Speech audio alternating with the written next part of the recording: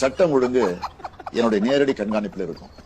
தப்பு செய்யறவங்க யாரா இருந்தாலும், மறுபடியும் சொல்றேன், யாரா இருந்தாலும் பாரபட்சம் இல்லாம நடவடிக்கை எடுப்பேன். பெண்களுக்கு எதிரான குற்றங்கள் இரும்பு கரம் கொண்டு தடுக்கப்படும்.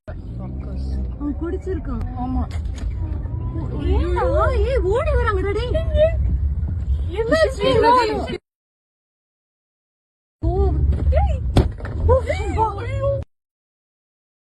No, no, no, no. Go back, go back. Go back, go back.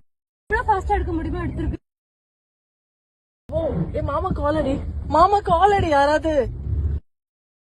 முன்னாடி போங்க, நீங்க பின்னாடி போங்க, பின்னாடி போங்க. No problem, பின்னாடி போங்க. What is happening? There are lot of cars. திரும்ப ட்ரை பண்றாங்க. இது ஏதோ திரைப்படத்தில் வரும் காட்சி அல்ல. தமிழகத்தின் சாலையில் நடந்த உண்மை நிகழ்வு. பெண்கள் பயணம் செய்த காரை திமுக கொடி கட்டிய காரில் துரத்தி வந்து தாக்க முற்படுகிறது அந்த கும்பல். முக்கிய சாலையில் இவ்வளவு நடந்தும் ரோந்து காவல்துறையினரோ அல்லது மற்ற காவல்துறையினரோ எங்கும் இல்லை. இத்தகைய காட்சிகளை காணும் போது ஸ்டாலினின் திமுக ஆட்சியில் தமிழ்நாடு பெண்களுக்கு மட்டுமின்றி எவருக்கும் பாதுகாப்பில்லாத மாநிலமாக மாறிவிட்டது என்பது உறுதியாகிறது. பெண்களுக்கு பாதுகாப்பான மாநிலமாக தமிழ்நாடு